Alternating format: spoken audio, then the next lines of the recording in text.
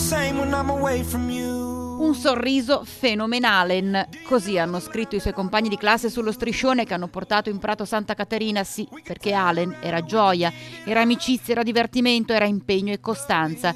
E i suoi amici, i suoi compagni, i suoi insegnanti, chi lo conosceva, ha voluto salutare con un sorriso mescolato alle lacrime di un dolore sordo che non se ne andrà mai il 18enne di Rosà, morto la settimana scorsa in un terribile incidente stradale. Un Prato Santa Caterina stracolmo. Tutto il liceo Brocchi ha voluto raccogliersi in una festa, in un inno alla vita, in un abbraccio gigantesco a questo ragazzo che era riuscito a entrare nei cuori di tutti. Tutta una serie di coincidenze ci riporta a quell'ora in cui la tua storia e la nostra è cambiata. Impazziamo su quei sé, ci tormentiamo, bussano a tutte le ore della nostra giornata, ci assediano e ci fanno sentire impotenti di fronte all'inspiegabile, all'inverosimile. Perché tutti vorremmo che all'improvviso qualcuno comparisse sulla scena a dirci che è solo una sceneggiatura, una rappresentazione del peggiore degli incubi che si possono presentare nelle nostre vite. Il dramma di perdere chi amiamo.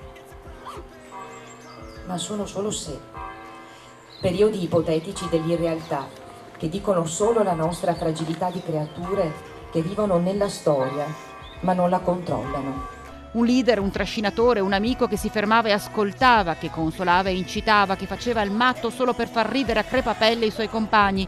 Quello vissuto in Prato Santa Caterina, ripreso in diretta dalle nostre telecamere, è stato un susseguirsi di emozioni, di frasi colme di un'intensità e di una maturità che hanno commosso e che hanno fatto sentire orgogliosi noi adulti nel vedere questo popolo di giovanissimi così uniti. Non si può accettare una morte così improvvisa e non si può accettare la tua morte, Allen. Solo metabolizzare, consapevole che, come dicono i tuoi Imagine Dragons, still I find you there, next to me. Grazie Allen, ti vogliamo bene. C'è da pensare a quanto amore, quanto bene sia riuscito a inconsapevolmente donare questo ragazzo strappato alla vita da appena 18 anni, quanta bellezza sia riuscito a custodire nel suo cuore e condividerla totalmente con chi gli stava attorno. Lui, promessa dell'atletica, studente modello, compagno speciale. E le nostre mani sono piene, Allen, piene del bene che abbiamo potuto darci.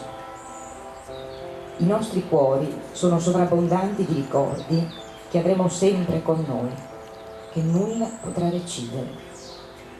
Tu sarai con noi, esattamente come vivere è vivere con noi.